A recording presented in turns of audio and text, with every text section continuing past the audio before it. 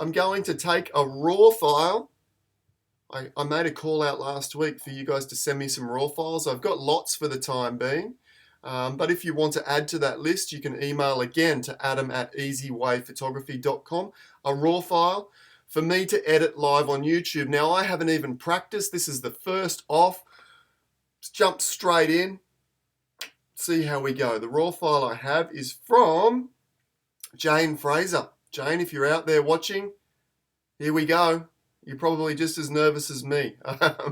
I don't know how this is going to go, to be honest. I'm going to try and edit her photo in a romantic, dramatic, over-the-top style, which is kind of what I love to do. Fingers crossed. Well, it's going to be entertaining, even if it's an absolute train wreck, let's be honest. But as always, I'm hoping to produce something interesting. It's going to be interesting.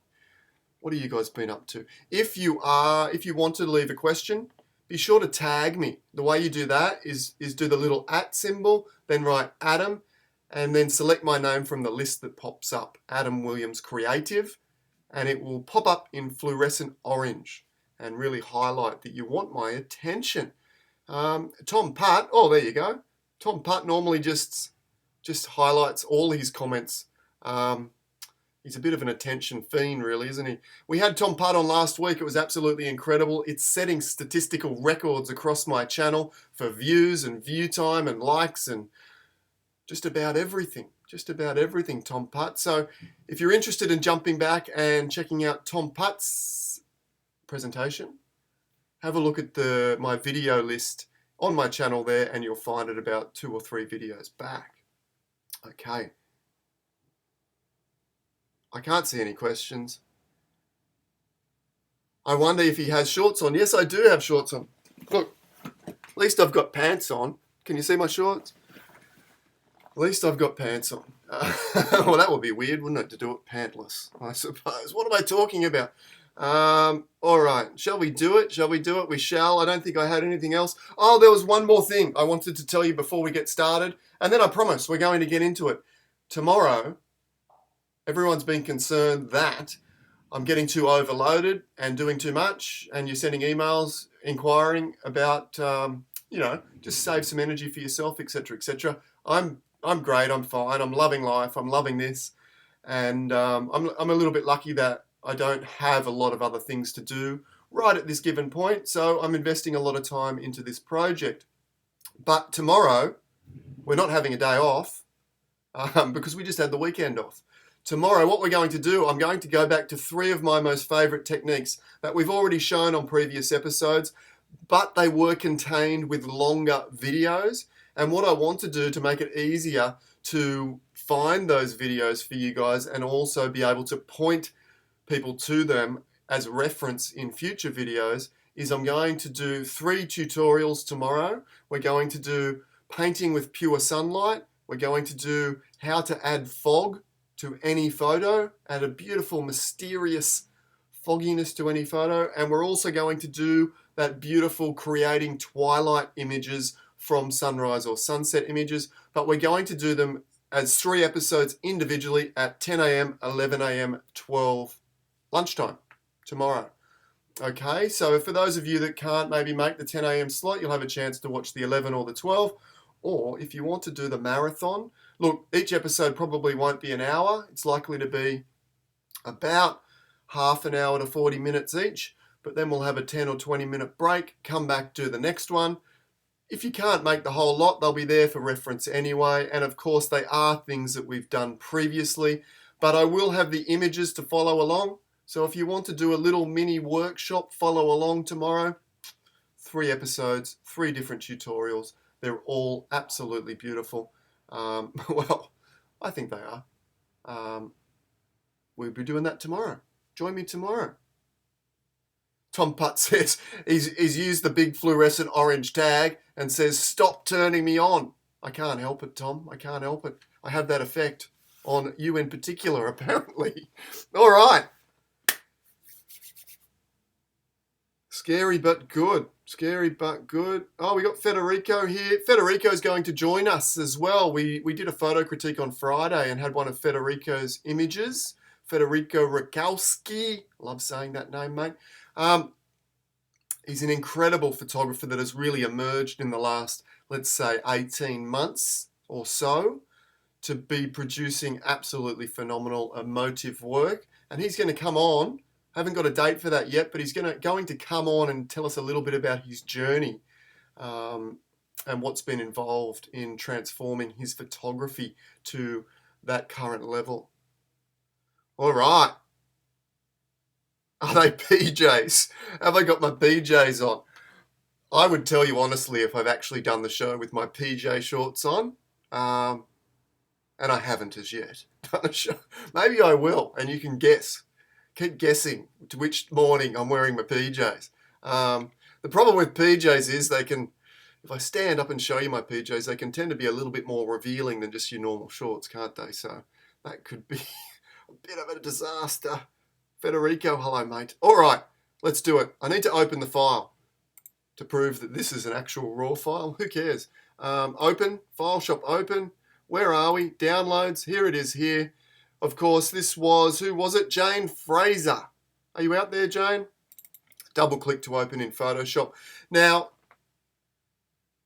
you might know what's happened. Okay, nothing. I was just wondering what was going on with my stream, but it's all good. I was just opening that file. Now, if you're doing my Photoshop course, you will know that normally I run my raw files through Lightroom first. And I could have done it this way, but to tell you the truth, Adobe Camera Raw is exactly the same program as Adobe Lightroom. It's just got a different wrapping on it. It's the same contents in a different box, okay? All the tools that we use in Adobe Lightroom are also in Adobe Camera Raw. And when I'm opening just an individual file from somebody else, or maybe some client work, some client touch-up work, or whatever it happens to be, I often don't import that directly into my folders in Lightroom. I just bring it straight into Photoshop straight away because it's often just a once-off like this one is here. This is a photo from NZ, New Zealand, across the ditch. Okay, that's a terrible New Zealand. Did we just lose some numbers? Oh, my numbers have gone. We're gone down to 0. Are you all still there with me? Hopefully. All my Kiwi mates have turned off. It's called, I think it's pronounced like, I would pronounce it Nugget Point, but I believe it might be like Nugent Point or something like that. As you know, if you've been watching the show, I'm hopeless with pronunciation and reading, and you'd think English was a second language to me, but it's not. I just seem to read words in a funny way, a really literal way quite often, hence Nugget Point, if that's how it is pronounced. But it might be Nugent. I don't know. Tom Putt will know. He'll tell us. All right. This is a raw file, and I'm just going to do a couple of little tweaks. If you're interested in learning my complete workflow, though, again, take a look in the description. My most popular course is no longer $149. It is pay what you like. Choose to pay whatever you like. You'll get the details down the bottom below. Just dropping those highlights down to control those highlights. What else will we do? Shadows are fine. Look, we don't need to do much here. That's probably all I need to do currently. We're going to do most of the work in Photoshop. Open that image in Photoshop. We're still here. Everyone's still there. Looks like you're all still there. Oh, we've got the live view back. I don't know what happened to it. 126. The live counter is back. Beautiful, guys. 126. As I said, hit the subscribe button if you love what I do. When I finally do something. It's getting longer and longer before I actually give you some actual information, isn't it? Getting carried away. Okay, well, I probably don't need to zoom in, but let's have a look and see if it's nice and sharp. Oh, too far. Beautiful. Let's just have a look and let's get some file information if there's any there. Camera data. It was captured 1 second exposure, f13, that's a good aperture for landscape photography in general. I usually try and stick to about f11, maybe f13 if I'm pushing it out. Anything above that, you might start to see a little bit of softening of detail from diffraction. I used to shoot all of my landscape shots in the beginning at f22 because it was really, really easy and everything would just be sharp. However, as I got more into, I suppose, detail and resolution and trying to get the most resolution out of my camera and getting the best lenses and this, that, and the other, I discovered that shooting at f22 wasn't a good idea. You should really be shooting to get the best resolution and the maximum detail out of your camera. Shooting it around, for landscapes in particular, around f11, f13 on a full frame camera is what you want to be doing, because that's about the niche spot, if you like, where you'll get the maximum amount of detail and still be able to get everything in focus in one shot. It's a little bit more critical, but yeah, this looks pretty good. Okay,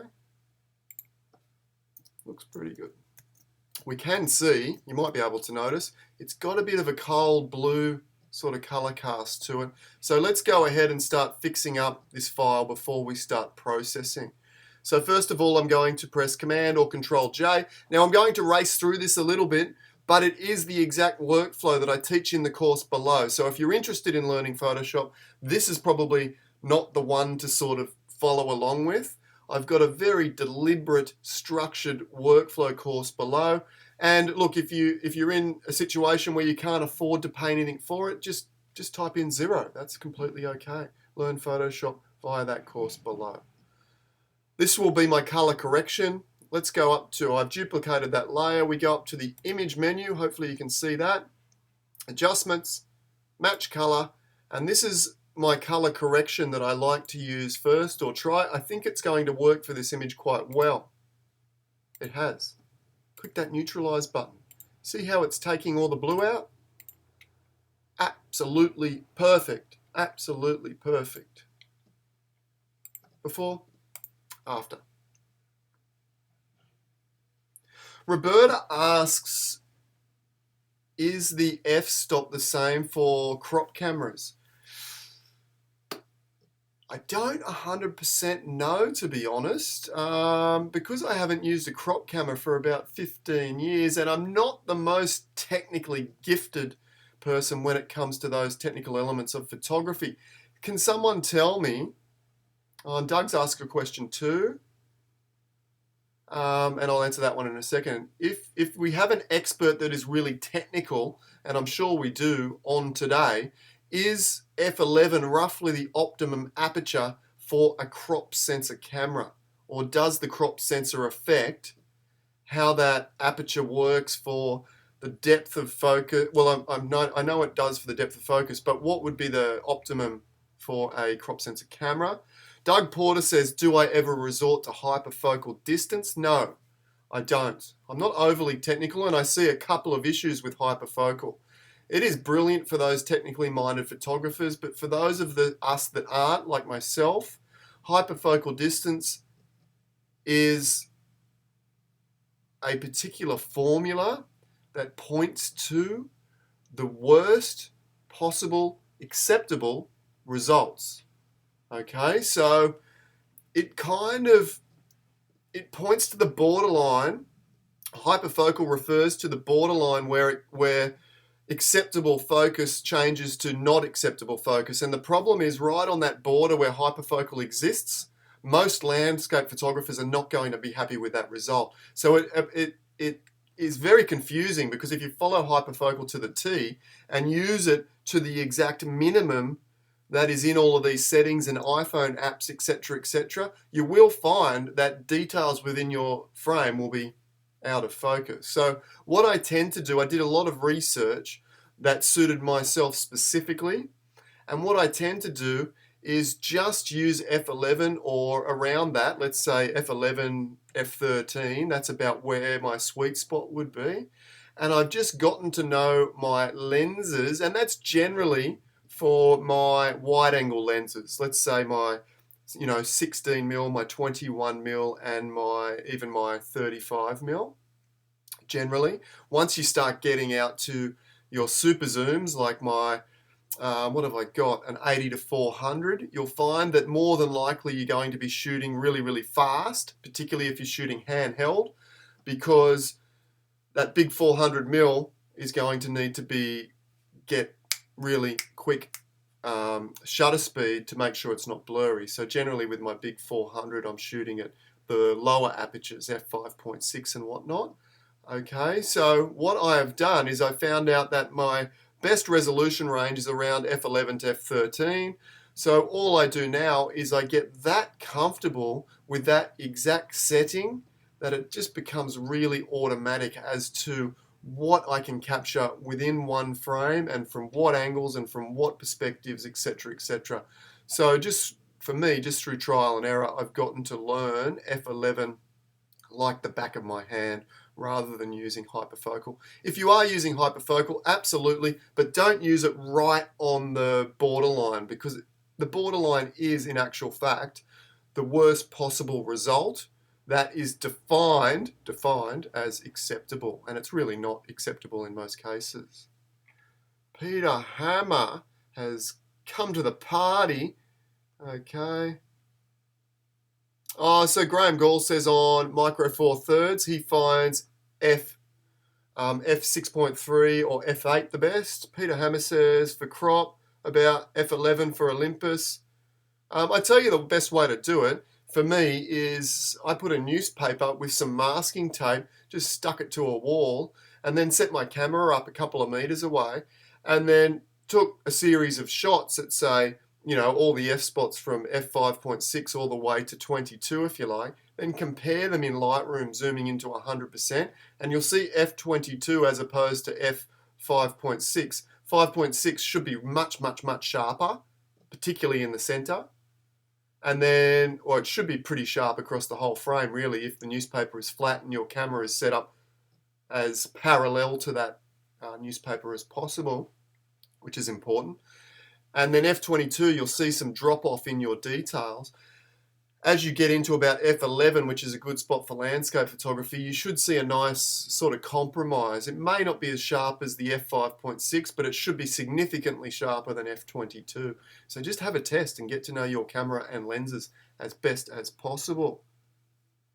Tracy Nash says she usually uses f8 to 11 for crop. So it seems about the same, maybe a little bit wider apertures. Doug says, thanks, pleasure, mate.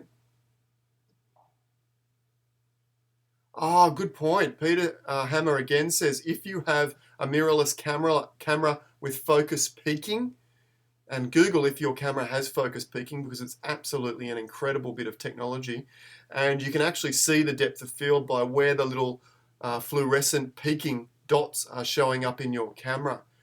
So again, use all the technology you can to get the best results. A little bit of sidetrack, hey? We are going to get into editing this photo. We have color corrected. I can see the horizon's a little bit out. It might also have a little bit of curve distortion to it. Let's fix that up now. Click the crop tool. Let's just reset that. Yep, perfect. Click the straighten icon here and we'll straighten the horizon. Click and hold down your mouse there. Drag through to the other side. You can see it is a bit distorted. Click OK for now. I don't really like that distortion terribly much. Let me add my rulers. Okay, so where was that? Window menu, was it? View menu. The view menu. Rulers. Yeah, that gives us these rulers. Drag that down. And you can see it bends up in the middle.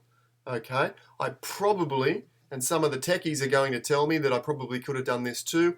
I probably could have removed this in Adobe Camera Raw by messing around with the lens correction section, okay? We cover that in the course as well, which is down below. But because I haven't done that, I won't go back. I'll fix it up here. Press Command or Control T for free transform. If I right click inside there, I can select warp. We should be able to just drag this up a little bit in the corners. That's pretty close, isn't it? Click OK. Have I done a good job?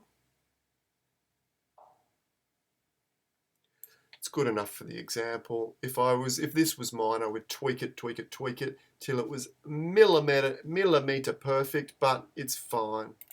View, menu again, clear guides, remove those out of the way. Absolutely brilliant. Next would be dust removal. How's your sensor, Jane? Thank you. I can't see any, so we won't run through dust removal. If you're interested in the easy way to remove any of those dust bunnies, then the course below. Jump on there. It covers all of my beginner Photoshop workflow. Another question? Oh, Roberta says thank you. My pleasure. Okay, what's next? Dust removal. The next step would be auto curves. We probably don't need auto curves, but let's have a little play. Move over to our adjustment layers icon here. Select, click on there, select curves. Auto curves will automatically adjust the brightness and the contrast levels of our images. Click the auto button. It's getting a bit bright, isn't it? Hold down Option or Alt, click auto again, and we get all the options here. Just click through these. And with a little bit of an idea of the direction you're hoping to go. Now I want to take this, I think it's just an absolutely beautiful composition with that pathway running down up to the lighthouse as the subject. I want to give this a romantic feeling. So dramatic, stormy, overcast, with a ray of light or hope coming down. We might even turn the lights on in the lighthouse, sort of pointing out into the distance and warning of the drama or whatnot. Okay, so with that in mind, I'm just flicking through these and seeing if any of them are kind of pointing to a more romantic, dramatic feeling.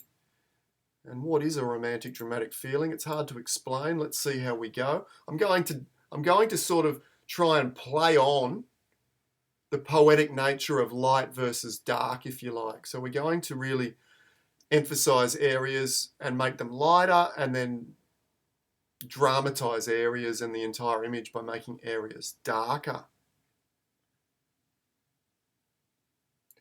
Oh, Jane is with us. Hey Jane, how you doing? Good to have you here, and thank you for letting me have your access to this raw file. It's beautiful. Hopefully I can create something interesting. The drama of romance, the romantic period. Yes, absolutely. Daryl asks, do I ever use lens correction adjustment, and when would I use that? I use that right at the very beginning in workflow step 1, which is my Lightroom correction or Adobe Camera Raw correction. I didn't run through all of those steps today, but you can find out about all of those steps in the workflow course below. Click on the description below and you'll see the information right down the bottom. You know, none of these are really pointing towards romanticism at this point, so I'm going to go with that particular image. Click OK. I'm tossing up at this point. The next step is to start processing. Workflow step 3, where we're going to add the wow factor, add the style to this particular image, try and make it dramatic and romantic. Okay. No, I thought I had an example image to show you there, but I don't. So I'm tossing up whether I should make the lighthouse bigger, a little bit bigger. Maybe we will. And I would do that right now. Let's do that right now. I'm going to hold down Command, Option, Shift, and press E for everything on a PC. And what that does is merge my preliminary layers together, those ones there. And if to do that on a Windows, you would press Control, Alt, Shift, and E for everything. Okay.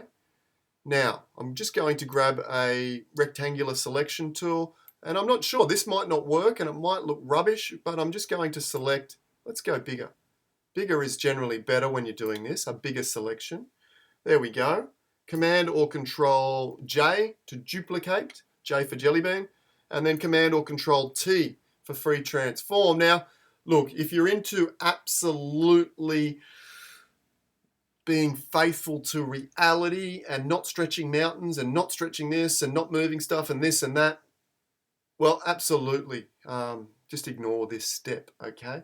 And to be honest, you might be on the wrong channel because I love, and I don't, you know, my philosophy in photography is not necessarily about reality, but I completely respect that. I completely respect trying to capture as much as possible in camera and getting that breathtaking natural feeling. For me, I love creating romantic, dramatic, and often infusing my images with, you know, feelings from inside or stories from inside me. So that's why my finished images often don't represent reality whatsoever. Now, I don't know if this is going to work, but let's have a play. If I just grab a corner here, I just want to make the lighthouse a little bit more prominent.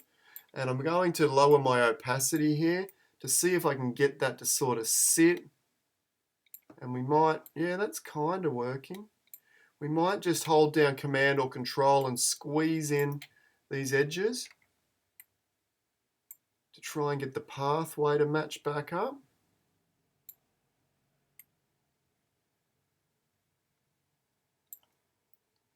What do we reckon? I think we're going to be able to do it. Okay, I'll turn the opacity back up, add a layer mask. This is a layer mask down here in the right corner. Hopefully you can see that. Yes, you can. Yeah, you're right. We look to have lost the counter again, haven't we? The counter's coming in and out today, so sorry about that. Let's get it out of the way.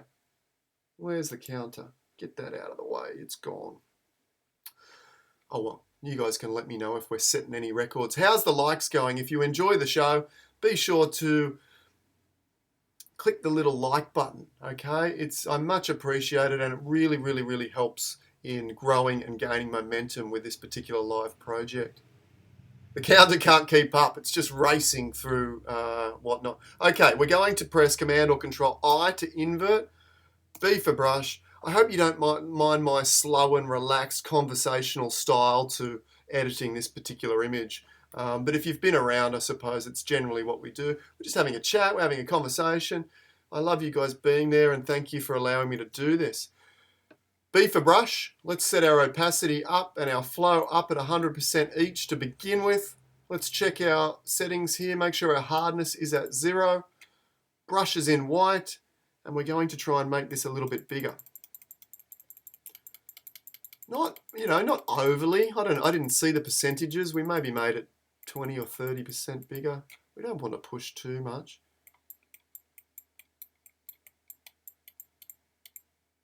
Look at that. That's pretty good, isn't it? That's pretty good. All right, how do we want to go here? Do I want to bring that down here somewhere? Just run down this edge. Will it join in? Oh, look at that.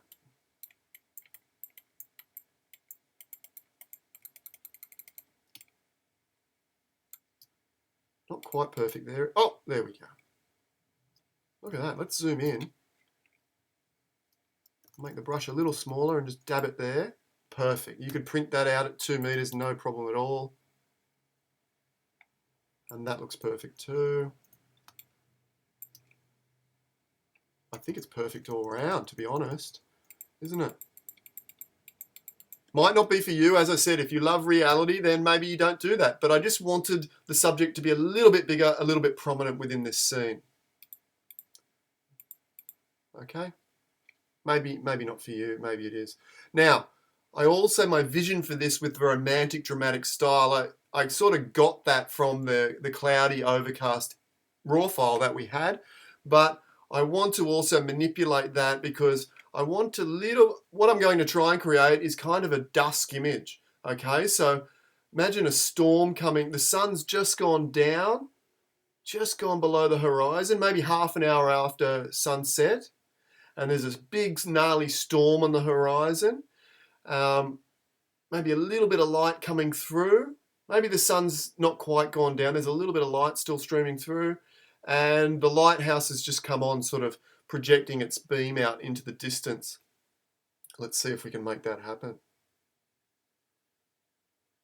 Okay, let's see if we can do that. I had this image here, and I kind of thought it might work. If we had a little bit of light coming in through this edge, dark clouds to balance the image on the right-hand side, and add a little bit of drama.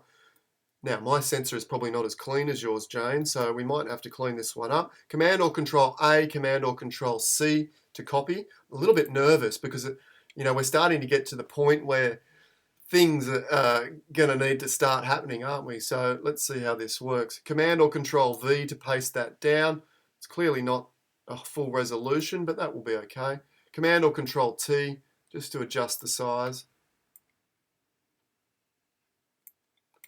Let's sit that like that for now. In fact, I'll turn that off and let's just stretch out our canvas. Click on the crop tool.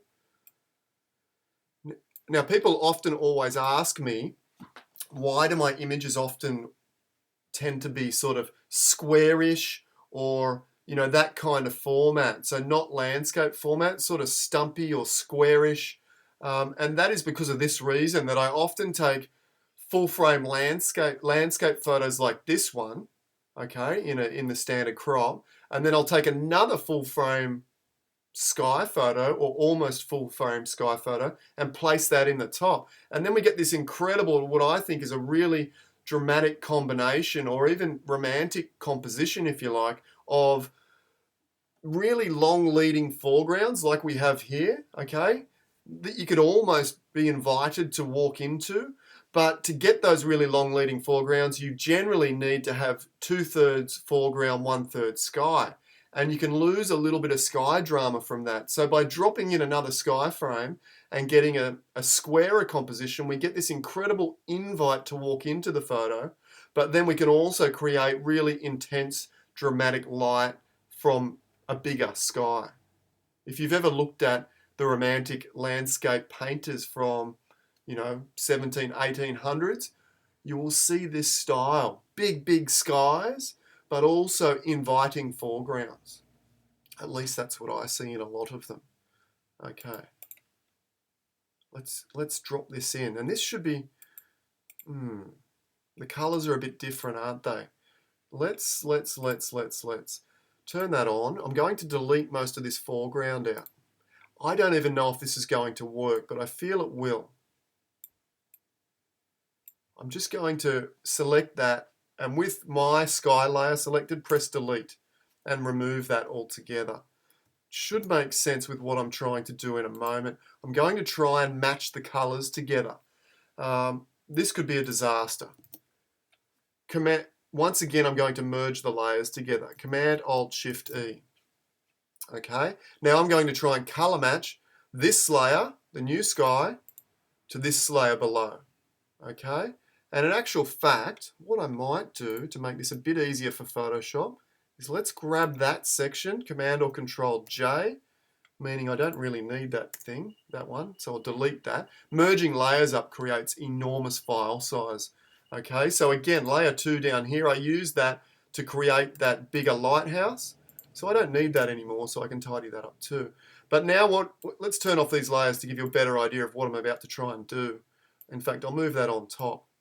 That is a section that represents the current color scheme from the raw file, essentially, that I'm working on. And you can see this one is much more neutral and grey, whereas this one has a sort of a magenta-y purplish cast. And whilst I probably don't like the magenta or purplish purple-ish cast, finally got that out. The joys of live YouTube, hey? Looking like a bit of a fool trying to spit out words there too quickly. All right. Now, whilst I probably don't like that in the final finished result, I do want my new image to come in with a similar color tone so I can blend it much easier, okay, into that base file. And then I can color tone or color grade the image as we go. All right, let's see what I'm going to do. I want to click on my sky layer. In actual fact, I might push that back to the top now. So this is the new sky. Let me just, so we all know what we're talking about. This is new sky.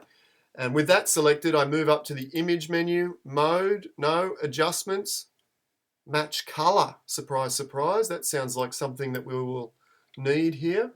And this is really interesting and something not a lot of people know about. And you can use this to be creative and even color grade your images or color grade your images, whatever the pronunciation is supposed to be.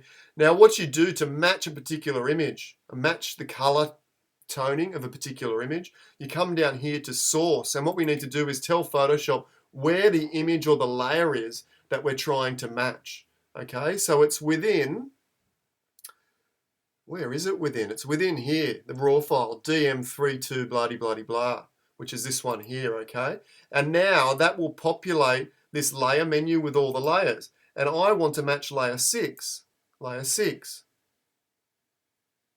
Okay, and you can see that now has that purplish tone to it. Click OK. You can mess around with those other sliders if they're not perfect. And look, to be honest, it's not perfect, is it? But let me go back. I might just try that again. Let me go back. I'm actually going to duplicate, Command or Control J. And you'll see why I'm duplicating in a moment. So now I have 2 of those. I'm going to repeat that process. Where were we? Image, adjustments, match color, source, raw file, layer, layer 6. And you won't see anything change because it's hidden behind this layer anyway. Click OK. There it is there with the purplish tone, matching that sky there. That one I no longer need. Now let's try and use these 2 sky layers to kind of get a bit of a blend going on. We'll use this one first. Let's turn on the layers below. Okay, back to that one. Lower the opacity. And look, to be honest, this is getting rather advanced. So if you're not overly comfortable in Photoshop, just sit back and relax and enjoy watching me try and create, this romantic piece, if you like. Don't jump in and try and start doing all these advanced stretching and warping and moving stuff and enlarging stuff and dropping skies in. You're best off, although it seems it's not as exciting and not as fun, it's best to build that foundation of Photoshop first with something like the course I'm offering below. Let's move this around. Grab that move tool. We want to place that just, up here. That looks cool. I'm excited. I think this sky will work. I haven't tested this sky either. Opacity back at 100%, and we will add a layer mask, B for brush, black brush, and I just want to, with a really big brush, run along the edge here. Yep, oh, perfect, awesome.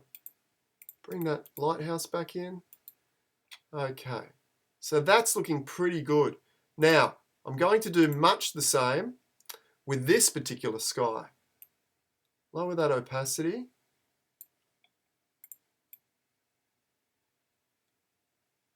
You'll see it locks in when I move that up into that other layer. So it's now, well, it's not perfectly locked in, is it?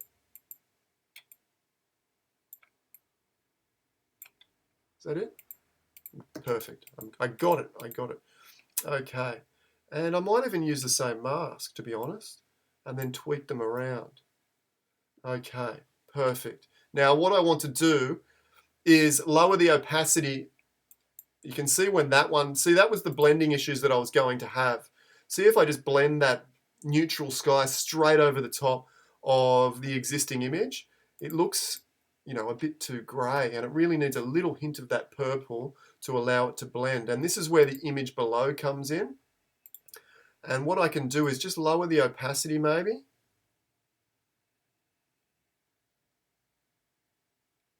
Something like that. And it also looks like I need to darken down just a fraction. Okay, so we'll add a curves layer. We'll clip that curves layer down, rather advanced technique, this little icon here. That will add that little arrow. Hold down, you can also hold down Alt or Option and hover between the 2 layers. And you can see that little arrow reappears and disappears. Now what that will do, when you have that little arrow, it allows me to adjust this layer independently. And look, it's not perfect. It's not perfect, is it? But it's not too bad. And one of the beautiful things about doing this, dropping in a new sky, and was that sky like zoomed in a bit further? File. It might not have been. No, it wasn't. It's a 21mm, so in actual fact it might even be wider. But it has a really romantic style to it with that big cloud that looks like it's looming over the top of the foreground, as opposed to, that sky's okay, but it sort of looks off in the distance, and I want to have a romantic feeling of the sky sitting up over the top of the lighthouse and really being quite intimidating. Got a lot of fluoro orange over here. I need a coffee. Yes, I do. Tom Putt just loves hearing my voice. Thank you, Tom. That's music to my ears. Okay, we're going okay. Okay, this is pretty good. This is setting up really, really nicely. I think this is sitting up really, really nicely. I just want to, what's that little bit there that I've brought in?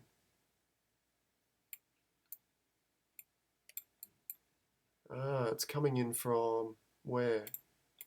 That one. Oh, let me just remove that. B for brush. There we go.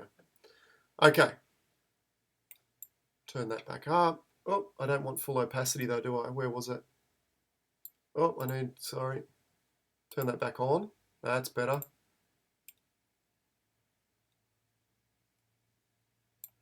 Now that little bit of purple behind the lighthouse, I'm just going to tweak or pull some color out of that as well, which will help the blend. Okay, clicking back to my top layer, hue saturation, and then we'll start processing. Let me grab the little hand icon here because that will tell me what color that purple is. Okay, it's in the blue. See how if I just reset, or if I just delete that layer, hue saturation, add another one, click the hand, watch the little rainbow slider here, it will get a set of brackets. Okay, that tells me roughly where that purplish blue is, and if I just pull that back, see how that's blending much, much better now? Command or Control I to invert, B for brush. I don't want to pull the blue out of the water, of course. I just want to, let's lower that opacity down. And this is the way I process, you know, I'm either trying to enhance or reach my vision, or I am correcting little errors that I don't feel are quite right. And that was a little error. Look at that sky blending absolutely beautifully now. Perfect. That is absolutely perfect. I've managed to get this back. Where's that coming from? There as well.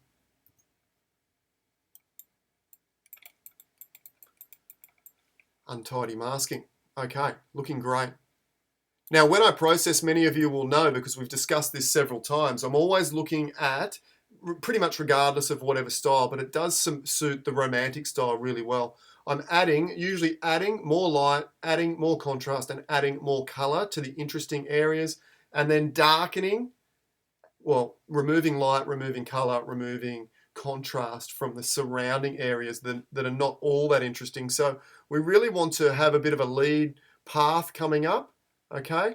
I might try and, you know, light up this lighthouse a little bit more. I'm not exactly sure how we're going to do that or how that's going to turn out. And we're going to darken the sky and add some drama to that sky.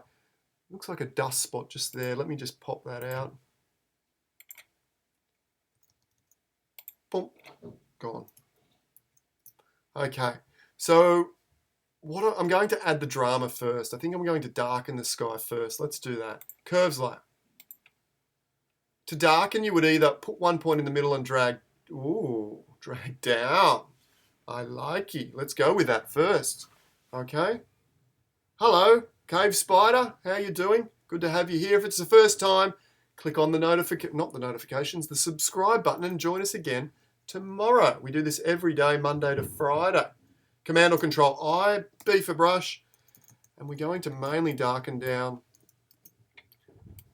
the top of the frame here. Darken down the underside of that cloud. That's the cloud that's going to give us all the drama and intimidation in this image, or the fight between the light and the dark, or the, you know, the battle between light and dark, if you like. You know, we'll darken off that. We'll darken off down here. Already, you know, we don't want, probably we could even darken off. That was a bit aggressive, wasn't it? A bit aggressive. Nice big brush. Darken off that water a little bit too. Darken that water off a little bit, I think is going to help. That's looking good. That's looking really nice. Okay, we might end up adding a little bit of light, sort of down that edge, just to give us a bit of more romantic feeling. Let's keep darkening. We'll darken down a different way. Curves again, but this time we'll add like a nighttime dusk darkening. And the way you do that is to grab the white point and pull down. This gives you more of a dusk, nighttime, low contrast feeling, which I often feel or see within those romantic paintings that I'm trying to emulate the style. I haven't even perfected the style myself, and I've decided to try it live on YouTube. What am I thinking? Sunny, rather late, better late than never. Sunny, thanks for joining us. To be honest, everyone here will tell you that we haven't really done a lot. And gibbering away, talking about this and that. See how that there's a real light part to this post here too. And it's hard to sort of blend without making everything a bit icky like that. So, you know, I could use a mask. Maybe we will do that. Or maybe I'll do a separate layer for that, in fact. So I'm just going to lower my opacity a little bit more. We'll come up through here. I do want to knock that path down a little bit too, because it's very obvious at the moment. And I kind of want the foreground to be darker, leading us into a lighter background in any case. But even though the foreground will be tonally darker on average, I still want the pathway to be slightly more illuminated.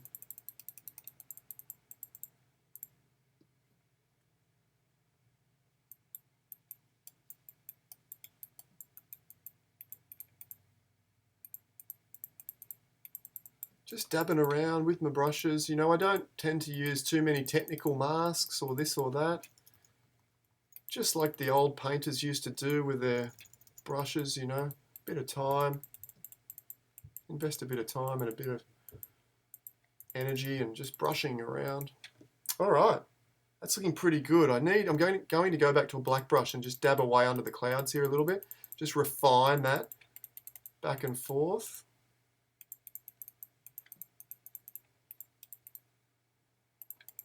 That's looking nice. We might push that even darker yet. Tom Putt says, I love my bravery. Yeah, what am I thinking?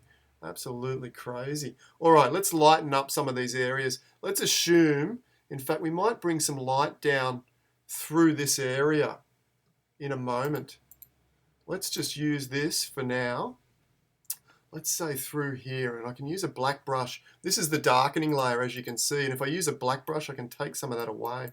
Let's create like a light source down through here.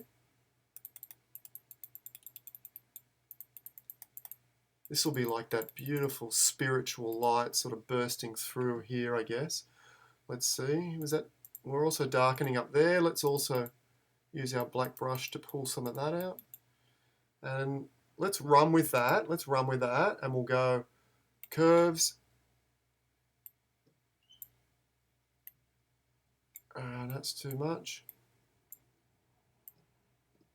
You'll often see in romantic paintings, you know, really, really overly bright sections in the sky as well to get that really beautiful light.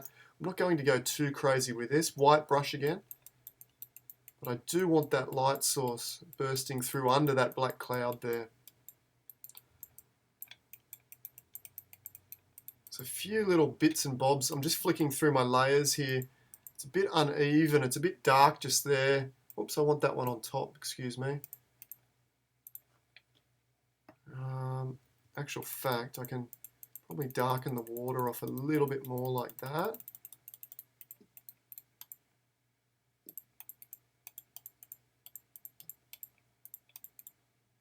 Bring that in, and then I'll switch to a black brush, and I'm just going to lower that opacity. Oh, too much, about 10 or 15. And just try and get those tones nice and soft and graduated. Nice and smooth. What I don't want to see is it go from a dark blob to a lighter blob, if you know what I mean. We might darken off that light section in that post in a moment as well. Okay, so that light's now coming down. It's going to strike right here. There is some issues. There's some magenta here and some other issues that we need to fix up in a moment.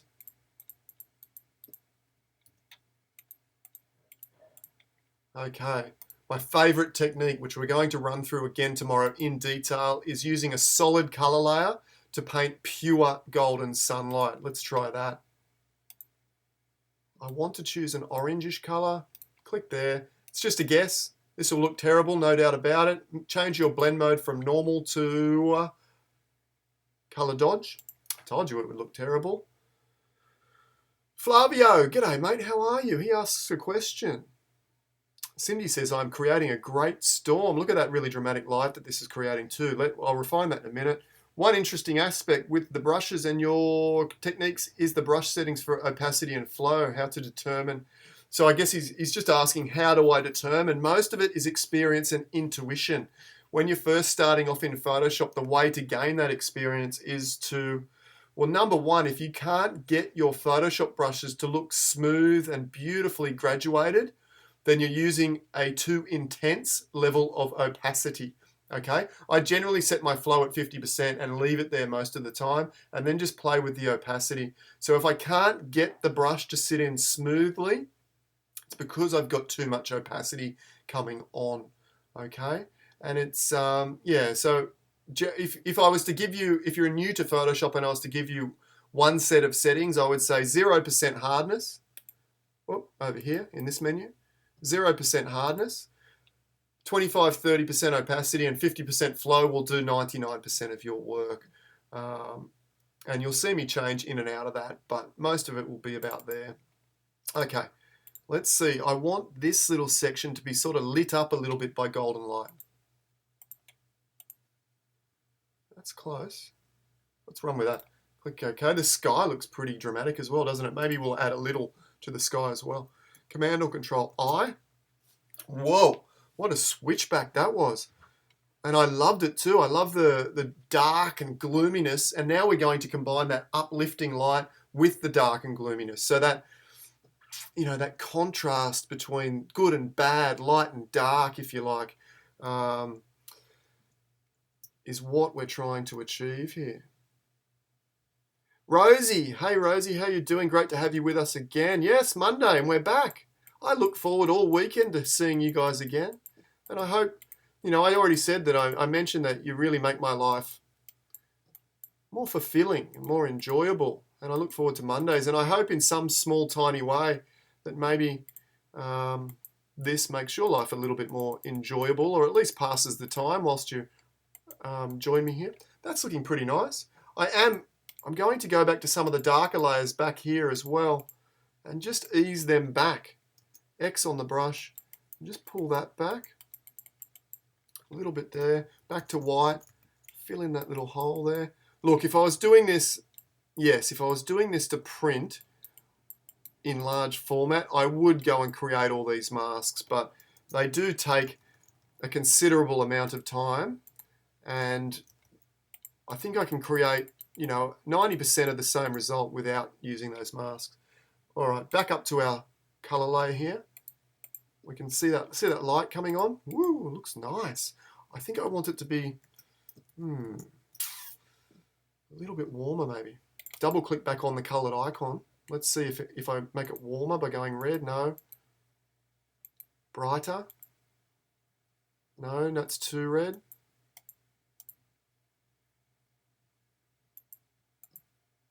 No, we don't want to go too crazy. Down here it's getting a little bit too red. See how the color saturation is higher here and not as much here?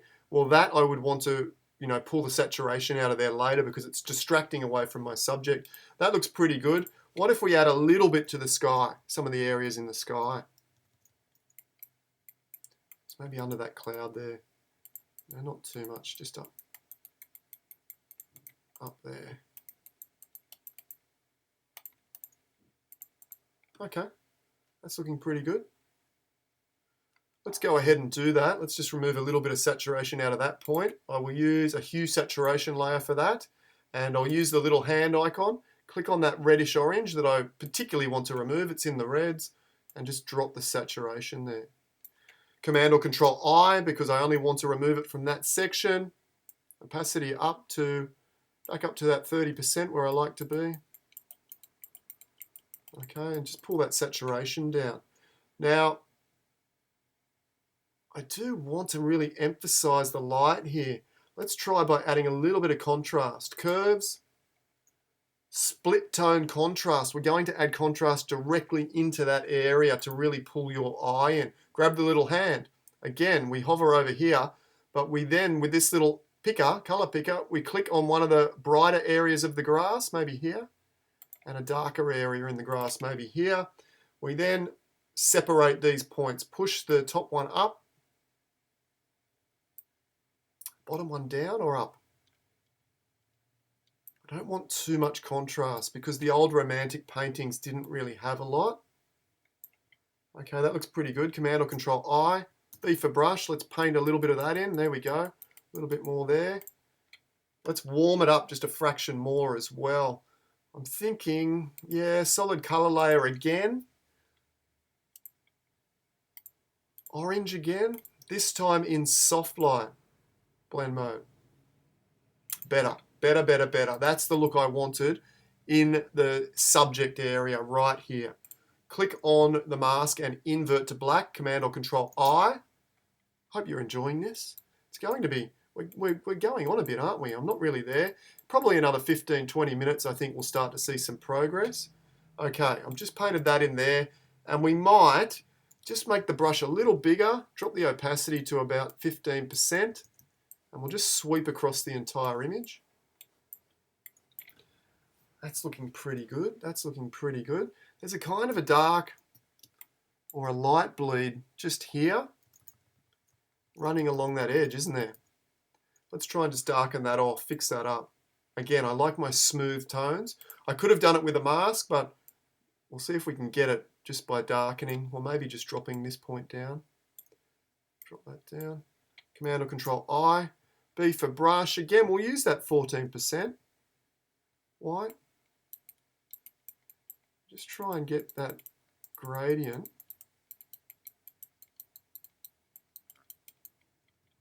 Oh, a bit bigger. There's some other tricks within my courses to sort these little pesky bits out too. A little dark patch just there. That's looking pretty good.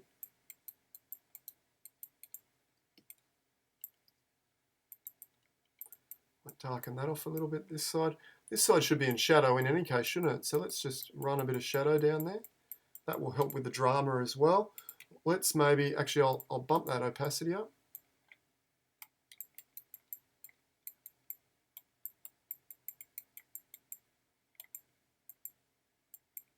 Beautiful, that's looking rather nice. What if we come back to this light layer and we just pick out a few little grasses and stuff along here. Again, this is an experiment. A little bit there. Oops, that's too much, isn't it? Let's drop that opacity down. Zoom back out. This will help. Just a little hint. Yeah, that might be nice. That might be nice. Okay. This dark reddish patch in the sky, I want to pull that out. I also want to pull some color out of the water. Click up to the top, hue saturation, click on the little hand, click here, just on the red patch. Again, it's the reds. That's better. In actual fact, what I might do, reset that. I'm just going to use the entire master layer, all colors, and we'll desat down. Very beautiful black and white too, isn't it? It's really, really nice. Invert, B for brush, and we'll pull some color out of some areas. Also that blue up there I find distracting. I find that pinkish color in the sky a bit distracting. And I am finding all the color in the water a little distracting. This will also help pull your eye right into the subject.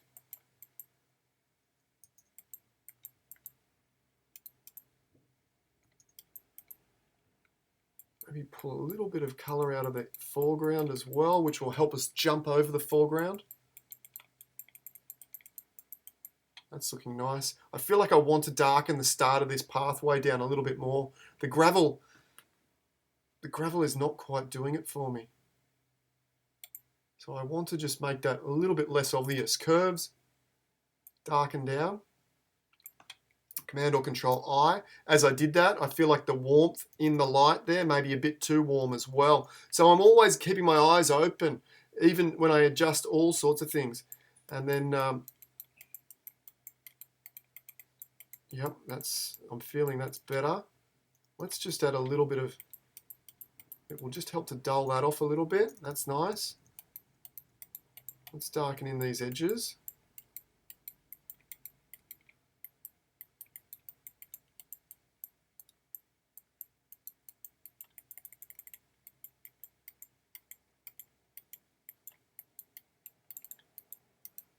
My particular style, I guess, when I'm processing is to go over the top initially and then pull back. I'm getting some light bleeds issues there. We'll fix them up later. All right, It's looking pretty good. I want to pull more of that color out of the sky and go back to a really neutral sky. So again, hue saturation, knock that down, Command or Control I, just pull that red out.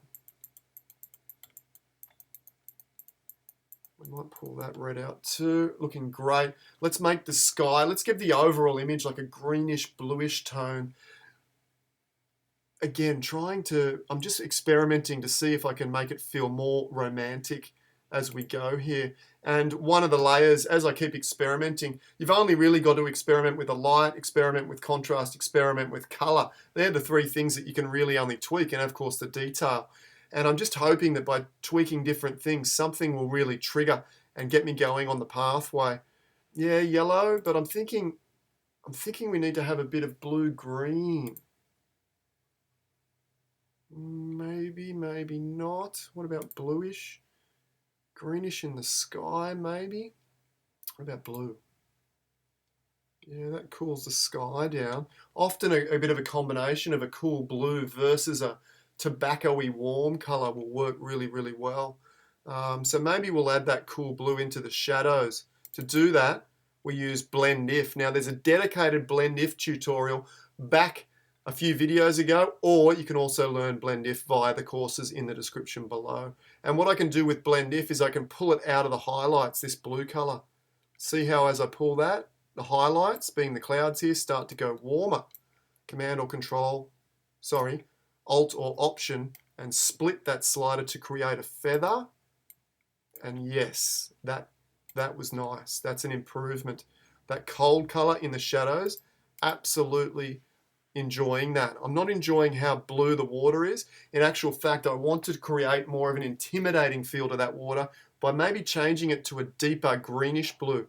That blue there says tranquil, whereas I want stormy, sea monster, more so colors, which is more your browny, greeny blues. Okay, let's try and see if we can't pull that into this particular story. We're going to use hue saturation. I'll use the hand icon, click on the water, it tells me it's in blues, and then I'll use the hue slider.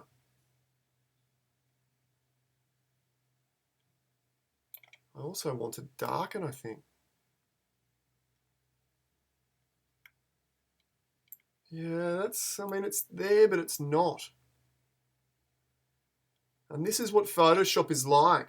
It's a series of puzzles to try and get the feeling that you're looking for. And I thought hue saturation was going to give me that sea monster green, but it's giving me like a metallic, I need it to be almost more in that vein, you know what I mean? Rather than that, but I want it to be a bit greenish, musty, like a brownish greenish. It's not really working, is it? Let's delete that one.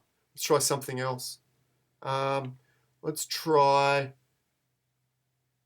adding a hue saturation color, like a brownish color.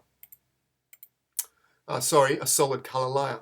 Okay, I'm just thinking out aloud, working through this process as we go. This is me editing or drafting an image how I would normally draft.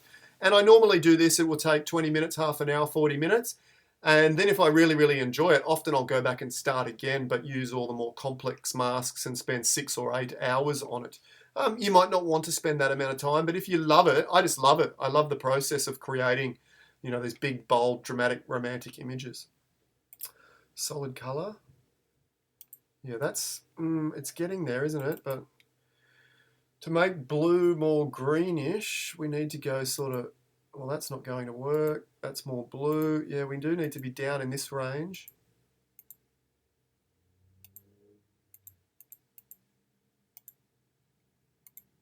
Adding green.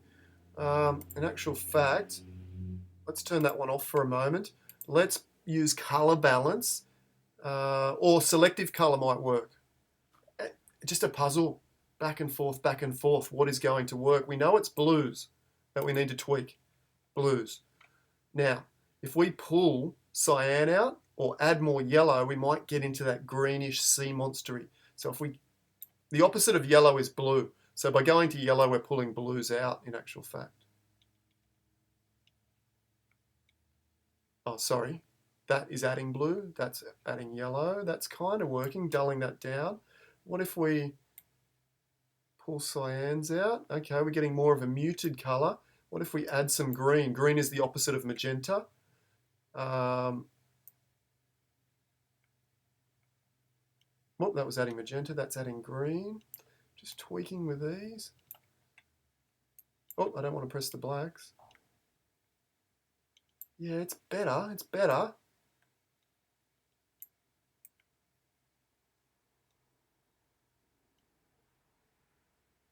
What's wrong with that? Let's have a look. Before, after. Yeah, okay. Let's now add a hue saturation on top of that and see if we can't.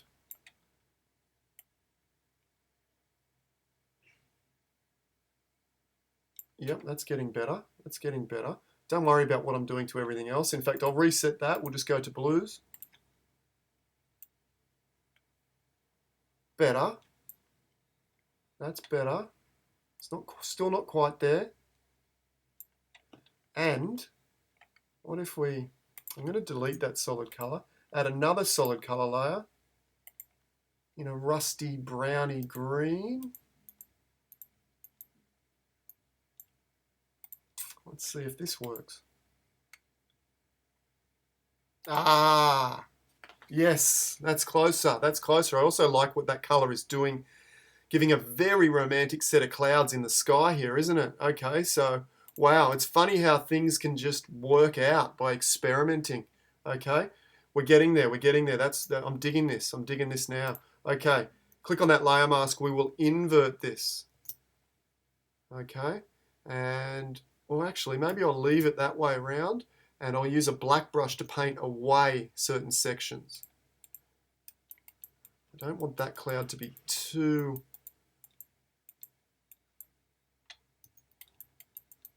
Okay, that's working. Let's paint away under here a little bit.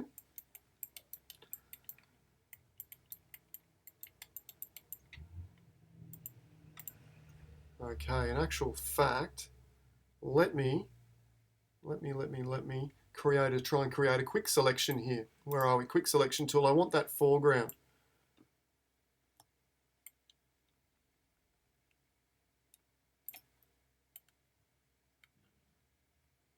I want that foreground.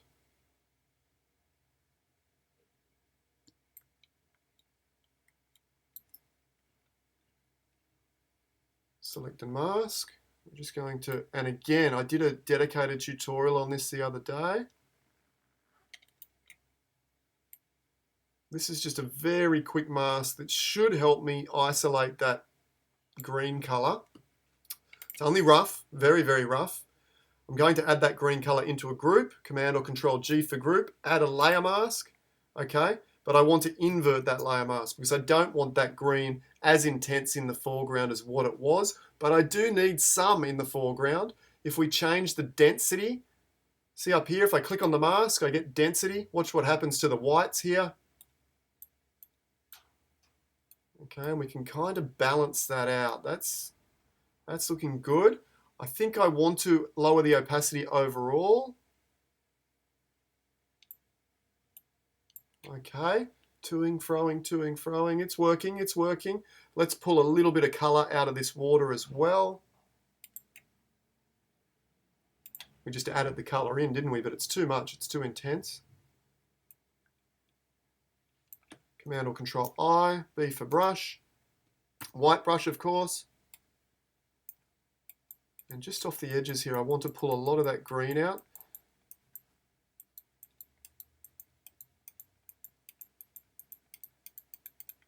That's looking good. Okay, I want to add a little bit more light into here.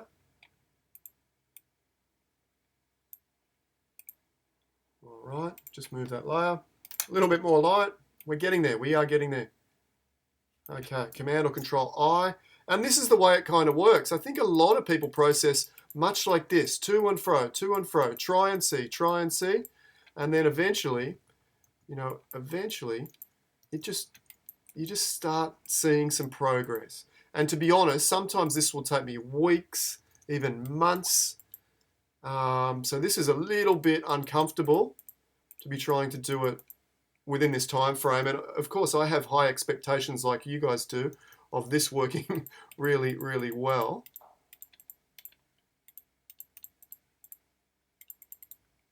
And we're getting there. We are getting there. It's looking nice, nice. I'm enjoying that. I'm enjoying that. A little bit more light there too. Lighten up. Get a little bit of light up in here above the clouds. Yeah. Let's have a quick flick back. Where did we start? Before, after, before, after. That gives me some confidence. That gives me some confidence. We're going okay. Any questions? Jane says it's good to hear me work through my ideas. Yep, yeah, that's about all I'm doing at the moment. I love processing as much as the capture. Yeah, me too, Doug. Flavio, says this approach of how one goes back and forth is actually, I think this is a good confirmation of many of us whom struggled to work out. Yeah, I mean, I don't think any of us experienced artists are overly immune to that to and fro. I think maybe the main difference in the experience that I have with creating images is I have a better idea of where I want to go. Back 5 or 10 years ago, it was just guessing without having that vision, that idea. And as you saw with this particular image, I started off with a particular idea of maybe creating a romantic, dramatic scene. And so getting there is maybe a little bit easier when you have that vision. I want to pull a little bit more green out. It's a little bit more, it's still a little bit unrealistic there, that green. Realistic, who am I to say realistic, really? Come on. Okay, let's just pull a little bit of that green out. You can see that color is now in the greens. Command or Control I, B for brush. That color used to be in the blues, if you remember.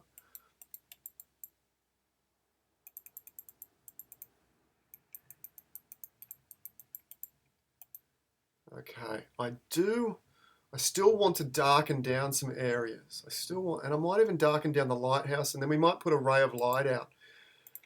You know, again, I'm still just experimenting, like what is going to work? How dark can I go and get away with it is probably what I'm asking right now. Command or Control I, B for brush. If you're new here and you've just stumbled along, found us in YouTube this morning, we do this every morning, different things. We do photo critique, we do live edits, we do all sorts of different things in Photoshop and in photography in general. Hit that subscribe button, hit the notifications bell. It's probably a bit dark here already, isn't it? I probably want to even darken off the lighthouse a fraction. Really getting into that turning nighttime or dusk sort of feeling, which means we might want to cool off the color there as well. Let's have a play. Let's have a play.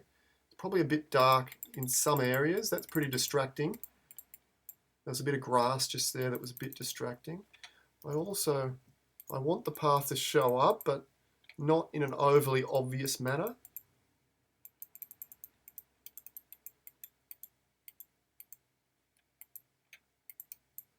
We could probably maintain a little bit more detail in these rocks, and I'll show you one of the ways that I do that. Once I've pushed too far, how to pull back closer to your raw file.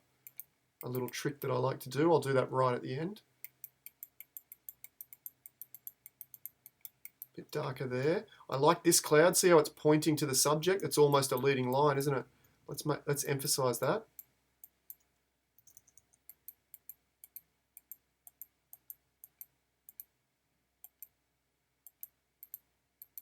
So these really start to sort of cramp down, creating a sense of almost claustrophobia, I suppose, in a sense, the way that's really hovering over that lighthouse. But I still want some more light in there now.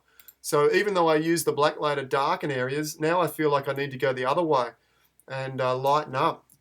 Command or Control I, and you know, just up in here, maybe light through there, down through here, under those clouds there. You know, this is the sense of hope, is the light. Maybe a bit more light there. Maybe a little bit more on the path, just a fraction there, a little bit down there. A little bit down there. Okay, okay. Let's just, I'm thinking we just cool that color off, or pull a little bit of color of the yellows out of that particular bit of sunlight there. And all I'm going to do, hue saturation, drop the saturation, Command or Control I, and just in this section, just tone that back a fraction.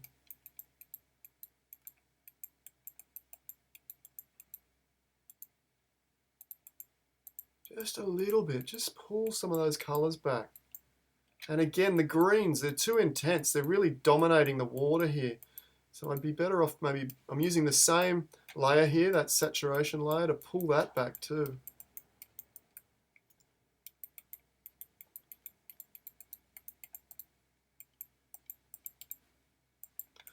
Okay, I feel like maybe a tobacco wash might pull this together. You know, let's see. Let's try photo filter. Again, I'm just adding color wash. Photo filter. Okay, let's try a few of these. See if one grabs us. Let's turn that. Yeah, maybe. Cool. Yeah. Oh. Yeah. I quite like that. I like it in the sky. Yeah, no, not so much. The first cooling filter was interesting. Oh, that's interesting too. Let's have a play. Let's have a play with Blend If and just pull it back away from the highlights and see what it looks like. Okay. So again, see, if I use Blend If, pulls it away from the highlights, you get this incredible cross toning technique.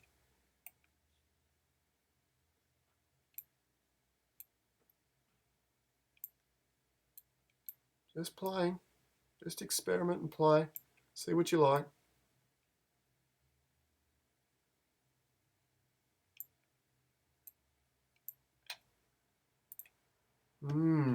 Interesting. Before, after. Yes, interesting. The water is now taken on a different mood, which is more of that intimidating heaviness. It is in the blue range now, but I quite dig that. What are you guys thinking? Did you like that before? I don't feel that's as sophisticated as a narrative as the intensity that those blues are giving. You know, okay. Let's maybe, what if we now add a warmth into the highlights specifically, okay? Let's try that. No. What about yellow? Maybe not. Let's try some of those other warming filters. I'm just trying to get something. What's it going to be? What if we got sepia?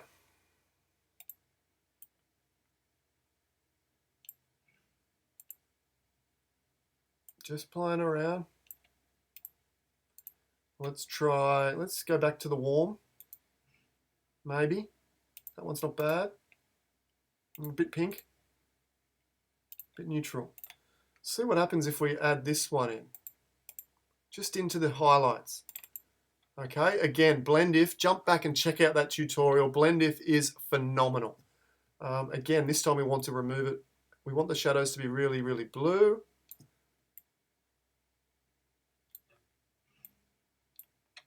Yeah, okay. Yeah. Maybe. Is it feeling romantic? What is romantic? You might be asking. Oh, look at some of those gnarly clouds up there. Command or Control I. I want to add a little bit more light, like, you know, the light's really trying to overcome the dark.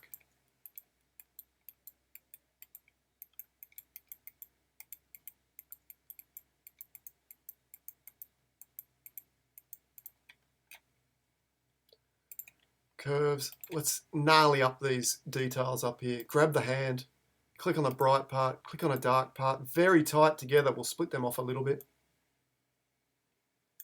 Command or Control I. In fact, I'll change that layer. I'll do that in a minute. Let me paint that on and I'll show you why. Just going to gnarly up those details, get them wispy, really kicking in there. Okay, that's looking good. what if we change that blend mode to luminosity? Yeah, it doesn't bring as much of the blue in, but keeps the luminosity. Okay, that area there is too dark under there though. Curves. Pull the black point up. This will give it a nice dusty feeling. Yeah, okay. These black point shifts often will result in what I call a more romantic feeling. Command or Control I. We will use it initially to pull up some of those blacks there. Dull them off. We will use it up here. Just see how black they are. That's too much. It's drawing your eye up away from the main areas. And let's do the same. Make them a little bit low contrast. Just dabbing around.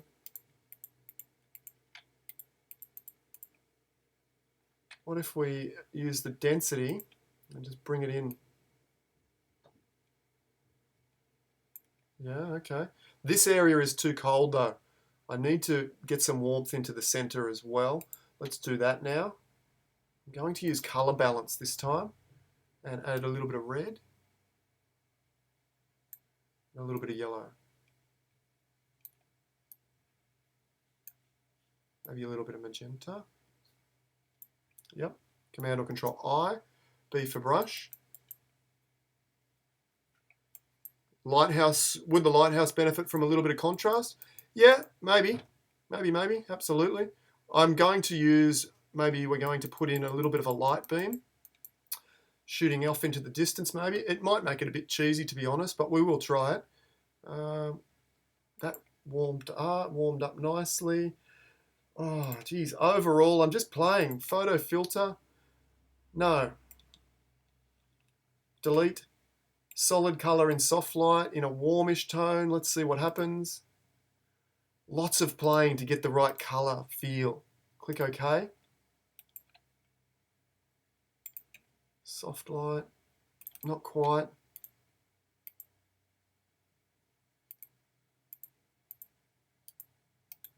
Oh yeah, it's talking to me. That's talking to me. Is it talking to you guys? You're probably asleep. Are you asleep? Have you gone? Are you still there?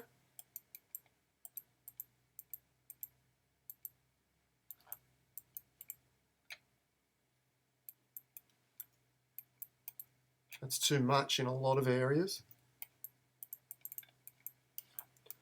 And let's just bring in, just pushing that back out. And again, we might use density just to add a little bit of that. Little bit across the entire image. What do you think? Before, after, it's a little bit too intense here. So we use a black brush, just push that back. Well, that's, yeah, okay, let's work on the lighthouse now, as Graham suggested. Curves. And click here, here. This will just add contrast.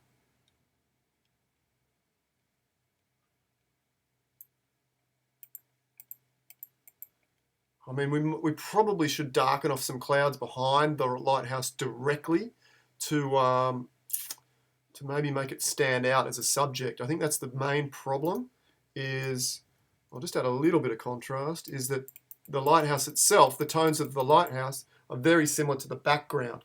So let's see if we can't maybe darken off behind the lighthouse.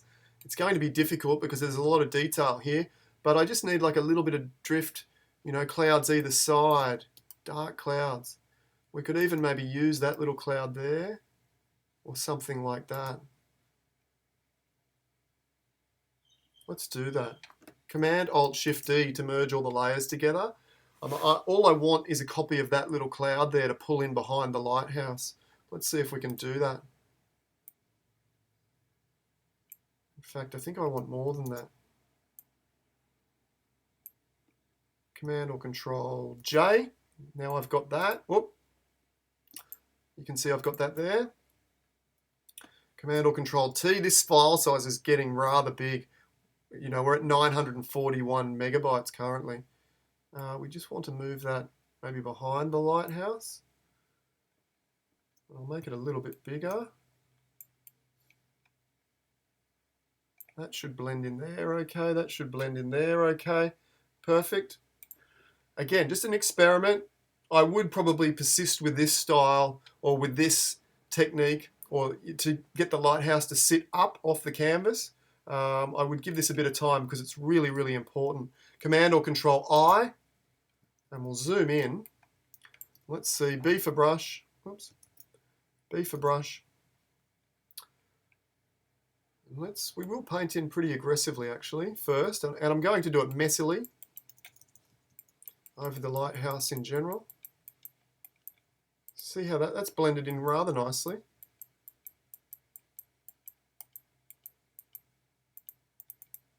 And rather nicely. Now what I need to do is just brush that back out. X, 100% brush. And I will change the brush hardness now to a little bit harder.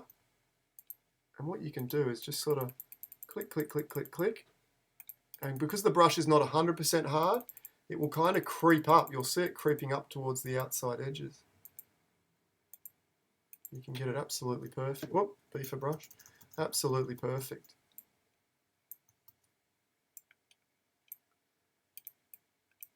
Okay. Often I do this, and I'll do it even zoomed in even more, just to get it absolutely perfect. I have frustration with masks a lot of the time. If I hold down Shift here, I'm not even sure, that might be glass there, is it? Where's the lighthouse finish? Just there. Oh no, that is the lighthouse all the way up to that section.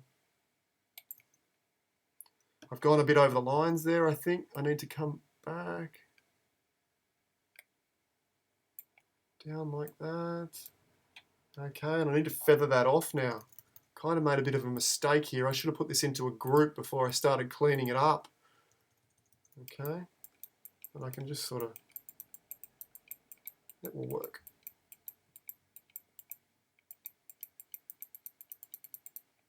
That's looking good. X to go back to a black brush, sorry.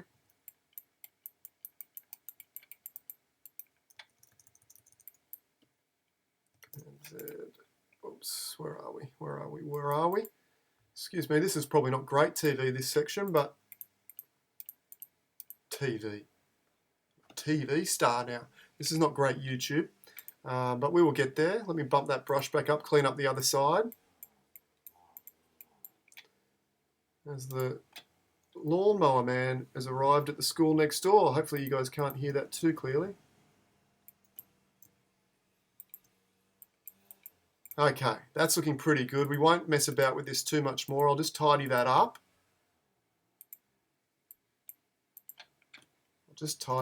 Geez, we're going. I might break one of 𝗃𝗵𝗲𝗁's records today, and that will be the time spent on YouTube in one. Oh, doesn't that look good? Okay, thanks, Graham. Absolutely nailed it. That was a beautiful idea to make that lighthouse stand out. Of course, you said contrast, but we used another darker cloud to make that happen, and it worked absolutely beautifully. It's too blue-green in the sky for me. As I zoom back out, I allow my eyes to refresh for a second by being right in. The first thing I thought was that's a bit too blue-green. Command or Control I, B for brush. Just need to rechange these brush settings. I think it's okay, TV. Thanks, Anthony. I know a few people do actually, excuse me, watch on their TV screen via YouTube casting or however it is. Let's drop these opacities down back to where I like them. Brush at 0%. And I just want to pull a little bit of that blue-green color. Not too much with a white brush, of course. I want to still have it moody and dark, but not quite as much color.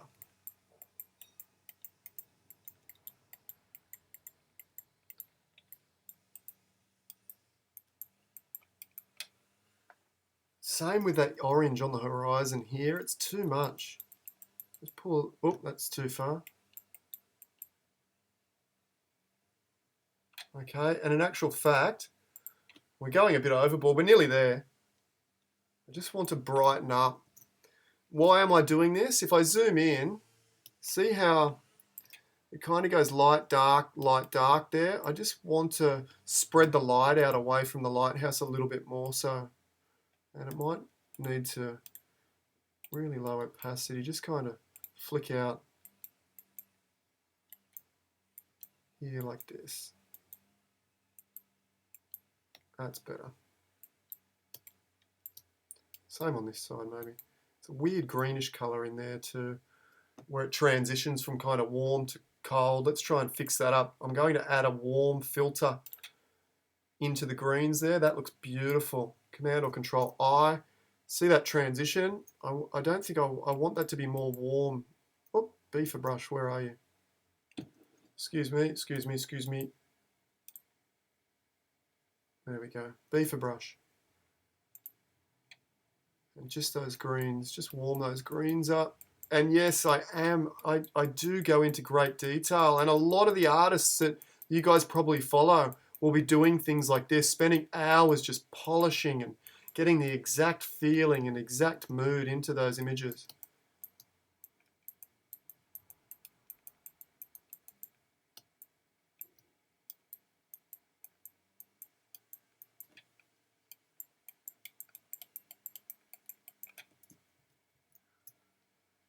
Still a little bit too blue-green, I think. Maybe let's add a photo filter over the whole thing, maybe just to tone it in.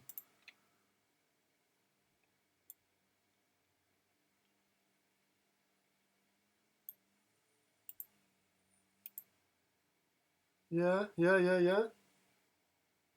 Let's use Blend If just to pull it out of the shadows a little bit. Yeah, okay, that's working. That's working. Can we darken down a fraction more? Mainly the foreground. B for brush, big brush.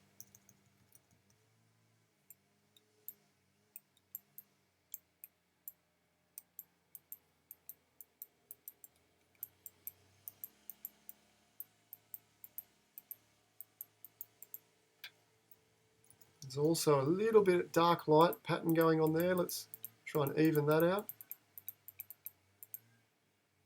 Same over here.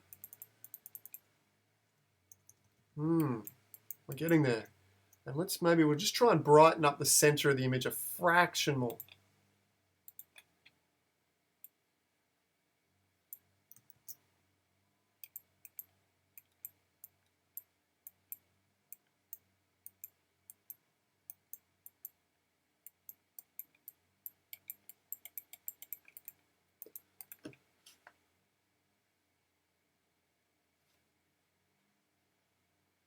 Flavio says one technique to counter color shifts when adjusting contrast is to use blend mode in luminosity. Yeah, we touched on that actually today, mate. It was very quick.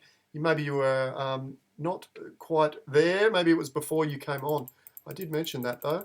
It does tend to work. All right. I'm kind of liking this. I mean, Jane's the important one. What do you think, Jane? Do you kind of like it? I'll tell you what I'll do, Jane. I was contemplating whether I should do this, and look, to be honest, I probably shouldn't to protect the value of my own work, but I'm going to send you the entire layer file via Dropbox. If you want to, let me know, and I'll send that out to you. I'm not sure I'll do that for every edit, because I have to really contemplate that. That's just me on live saying something I probably shouldn't. But, all right. I think that's probably getting close. We will try and add a little light shining out of the lighthouse just to see how we would do that. But let's have a quick look before. Okay. Beautiful starting point. Absolutely gorgeous. A little bit too blue. And we wanted to take it to a kind of a romantic feeling. Yeah, I think we're getting there. Let's add that little bit of light, then we'll wrap it up. If you're new to the stream, and we've been going on this particular episode for an hour 45 or so, but if you're new and you're enjoying it and you're finding it entertaining, hit the subscribe button, hit the notifications bell. We do this every morning in this time slot, Monday to Friday. And of course, guys, hit that like button. How are we going for likes? Hopefully we're up to a new Stream record, I don't even know what that record is, to be honest, but if you could hit the like button, if you're enjoying it, please do that. Jane says, yes, that would be great. I'll arrange what I'll do is I'll let this settle for a little bit, Jane, and make sure the file is absolutely beautiful, and you'll be able to print it out if you feel that way so inclined it'll be a one-off essentially, depending on what you decide to do with the raw file. Obviously, I won't give you permission to on-sell, but I do give you the permission to print it out once for yourself. Okay. Let's see if we can add the light ray and make it look convincing. Let's grab this selection tool here, the polygonal lasso tool, and let's assume the light ray was like bump, bump, bump. Oops, daisies, what happened there? To be honest, it probably goes more like this, doesn't it?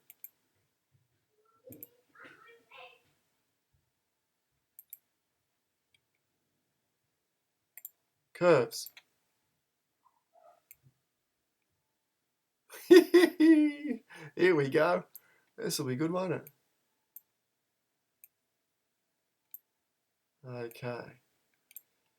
Now, obviously, I want to soften it. Maybe it's just hitting out on these clouds here. I don't know exactly what I'm doing. I've never done this exact thing before. We can also click on the mask and use the feather. Let's soften the feather off a little bit. I want the central beam to be rather strong. Yeah, and then I'm going to put this into a group, that layer, add another mask. That will allow me to push it away from this edge. B for brush. What I want to do is soften it off out here.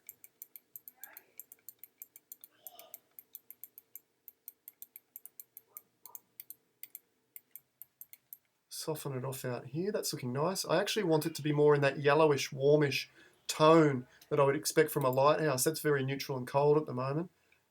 So we will add a solid color layer. Click OK. We will clip it down. Is this going to work? Maybe it's not. No, okay, that's not going to work for whatever reason. All right, let's use color balance. Clip that down. I might have to do it. Maybe it's because it's the group. Maybe it's because it's the group. Come into this layer. Can I get a color tone into this? Color balance. Get rid of that one. Color balance. Clip it down. Oh, that's more promising, isn't it? Warm it up. Warm it up.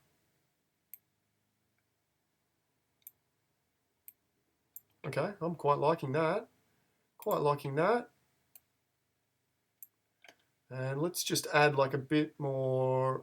Oh yeah, let's just push that back with a black brush. Like that.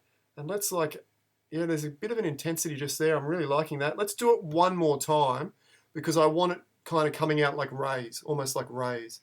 Let's do it one more time. The same thing essentially. A bit wider. Boom, boom.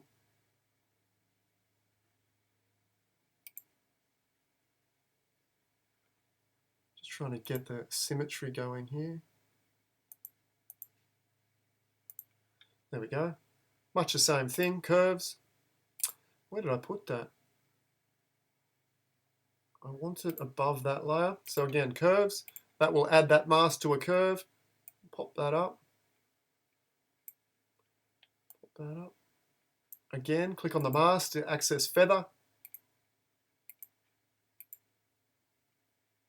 Something like that. Again, we will add that into a group.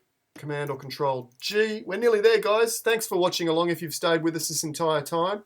213 viewing, 122 likes. Thank you, guys. Phenomenal to get over 200 people watching, and we're nearly 2 hours in.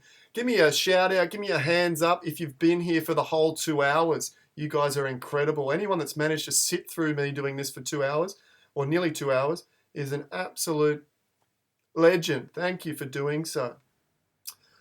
what are we doing? Okay, I want to just push that light away a bit, B for brush.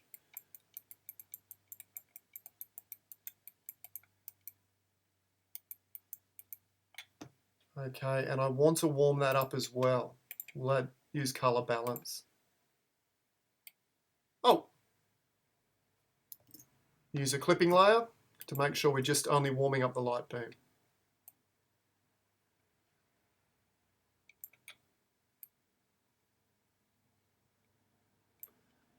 Yeah, something like that. It's quite subtle, but I quite like the fact that it's quite subtle, and it's rather realistic the way that it's really, like if there was a sea mist, it would be like, boom, hitting that there. You know, what if there was a little bit of sea mist? Let's add a little bit of sea mist just into the background here. As one final technique, this is like a marathon. Keep in mind, we've got 3 shows tomorrow, back to back to back shows. We're going to do how to add fog, how to paint with pure sunlight, and what was the other one? How to create twilight images. Watched every minute. There's a few of you watching every minute. Let's just add some fog as a final finale, I promise, and then we'll wrap it up. I promise, I promise. In fact, we're going to make the horizon disappear a little bit to add some mystery. Whenever you remove a detail, it often adds a little bit more mystery to the image. So let's make that horizon disappear into sea mist. How does that sound? We've merged those layers together. I'm going to zoom in and work on the left, then the right. We grab the rectangular selection tool. Check this out. You'll love it. You'll love it. I'm sure. Grab it like that. Command or Control J. And all that does is, excuse me, put that on its own layer. Okay. And we now blur that. Filter. 3D. Where are we? Filter. Blur. Gaussian blur. And we're just going to blur this. My computer is slowing down because... Yeah, okay, that will do for starters. Yep, perfect. Click OK. I'm going to delete that layer. I just don't want my computer to freeze and crash and lose this image. Command Alt Shift D again.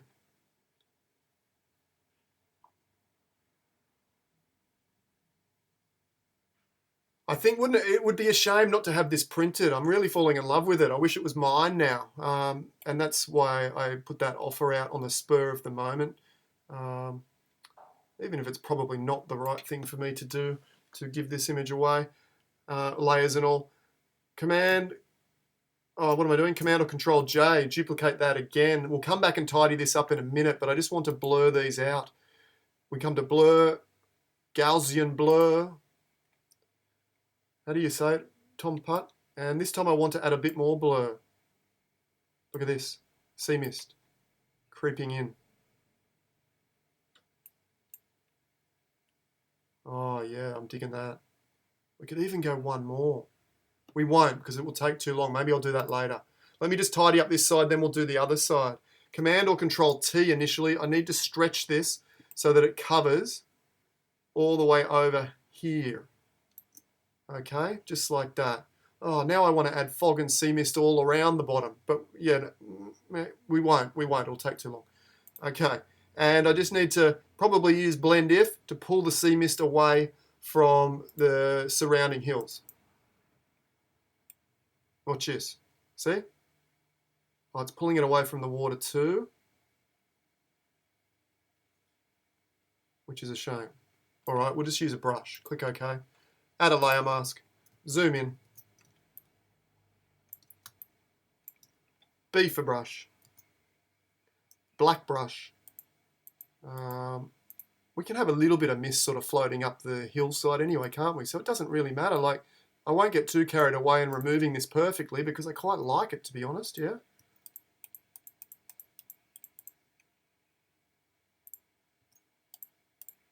Yeah, we might even just add a little bit of that down there as well. That's beautiful. Let's do the other side.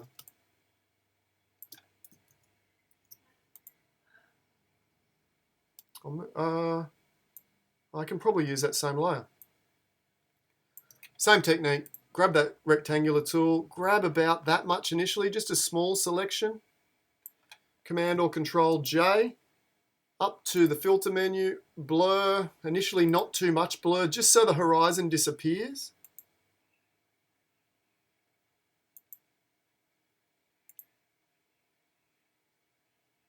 Yeah, Click OK.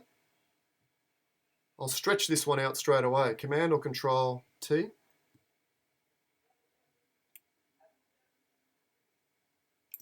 Perfect.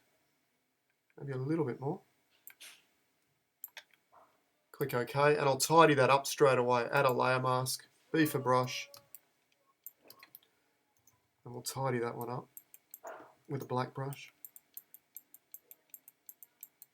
Okay. Once again, I'll delete that one to keep my layer file small. Once again, Command Alt Shift E, Control Option Shift E on a PC. We're nearly there, guys. We are nearly there. This has been, I didn't think it would take this long, but I've gotten a bit carried away and I've really, really enjoyed it. Hey, babe, I've just got delivered a smoothie for breakfast as well, or now lunch. Bigger selection. I'll come in from this side, actually. You don't want to pick up any of these surrounding areas because they'll mess up the blur section. Command or Control J, filter menu, blur, a bit more blur.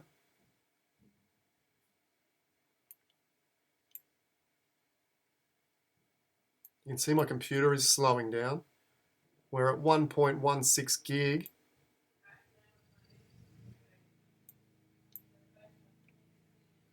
That looks good. Click OK. Command or Control, oh no, Command or Control T, stretch it over. Okay. Click yes, add a layer mask, and we'll just tidy that up. B for brush, black brush there, lower that opacity.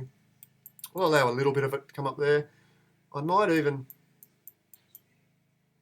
what we can do, let's do one more. I'll grab a big selection like this. Command or Control J, and I'll feather it quite a lot. Oops, sorry. Oh no, that was right, wasn't it? A big selection.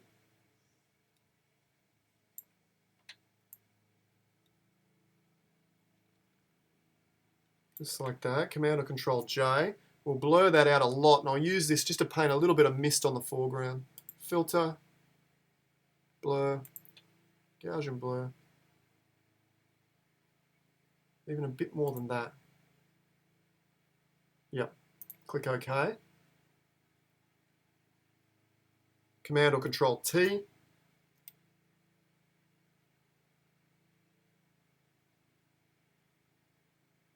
I don't like that. I think I can do it a better way.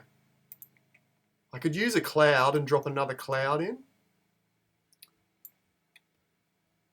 But we could also use a solid color to do something similar. One last attempt at this, and we'll zoom back and have a look, see how we went. Before we do that, actually, B for brush. Just going to feather that edge off a little bit better. You can kind of see where the sea mist is kind of, encroaching through here, which is really, really cool. One more layer, solid color.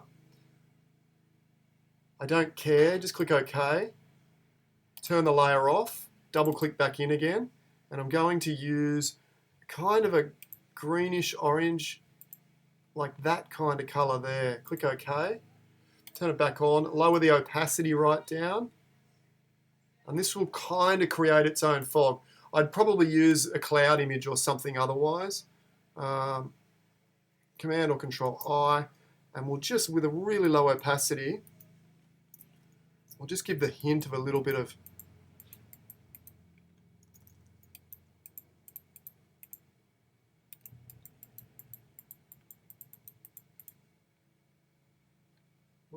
I'm going to delete that one.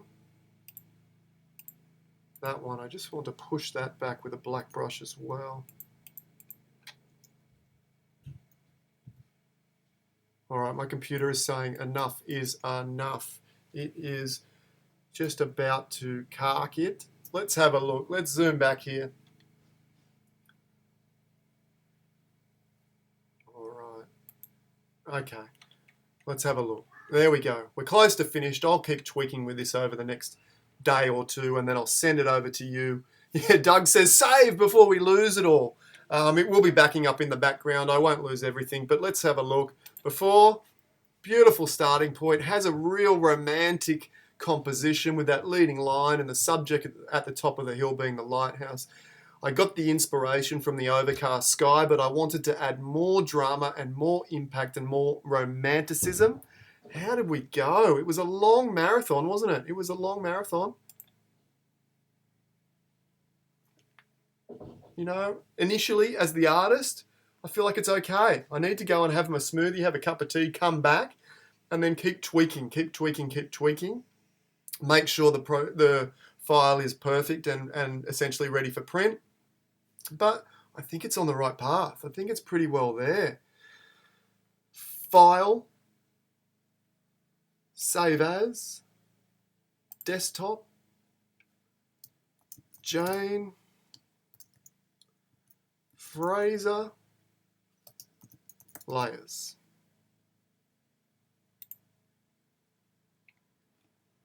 Hopefully that saves. Hopefully that saves. We're making sure that's saved. Let me just have a quick flick back.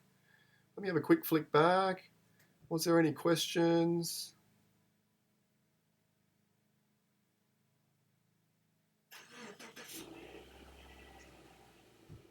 Like a couple of people saying they would love to do this with one of their photos. Well, send it in to me. I don't choose based on any other preference than photos that are talking to me or appealing to me. And to be honest, I don't know that I'll be giving away the print file every time, because normally it'll just be a draft, but this one I did spend a whole bunch of time getting it as good as possible. Now that I see now that yellow tone there is a little bit heavy, I'm going to lighten that up, but I won't do it now. And there's some other tones. There's a dirty tone here that I want to pull back into the more blue greens as well. See, it's kind of brownish. Pull that back into the blue greens a little bit more. There's some other things that I will tweak on. Okay, so normally, you know, I can send you the draft file, but it won't be a finished file like this one. Dean says, fantastic transformation. Thanks, mate. Awesome. Thanks for watching along, guys. Hit the like button if you really enjoyed it. And of course, if it's your first time here, we do it every day, Monday to Friday. So hit the subscribe and get notifications buttons, and make sure you join us again. It's a lot of fun. We don't take ourselves too seriously. We have a play around, or I have a play around with Photoshop within photography, and try and give you or pass on as much of my 20 years experience as I can. All my mistakes, tell you what not to do as well as what to do.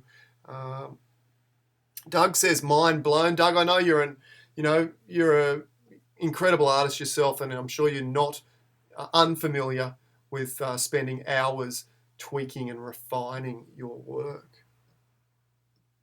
Oh, Tracy Nash says, great work, love it. Has a great old masters. That's what I was trying to get to. I don't think I'm 100% there, but yeah, I think I did an okay job. Let's have another quick look at before and after, just to before, after. Yeah, it's interesting, isn't it? Quite interesting. One-Eyed Photographer has some more info on the correct aperture for crop sensors. Take a read of that if you're interested. Everyone was panicking about a crash, apparently. Do an interim save, perhaps. Yeah, no, Photoshop saves in the background anyway, so I wasn't really concerned. I was just giving you guys a heart attack.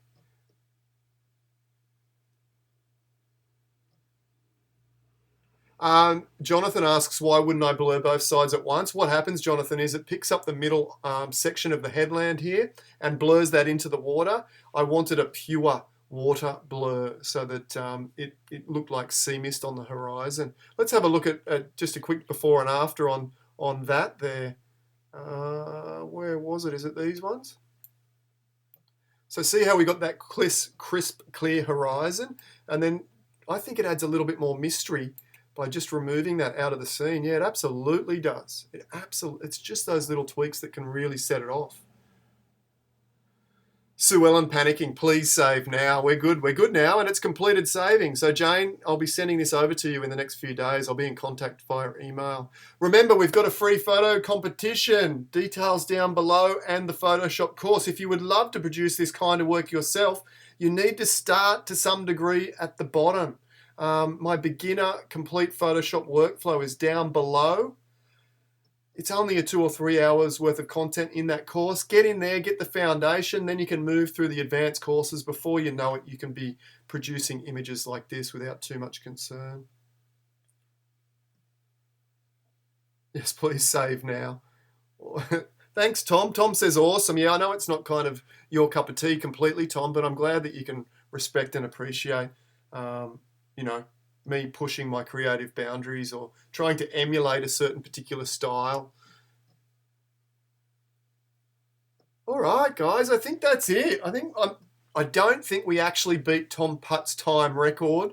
And how many people did we end up having? About 200 odd. Thank you all for watching along. If you enjoy this and want to join us tomorrow, as I said, much appreciated hitting that subscribe button, the notifications, and the like button, which helps tell YouTube that this is a program worth watching.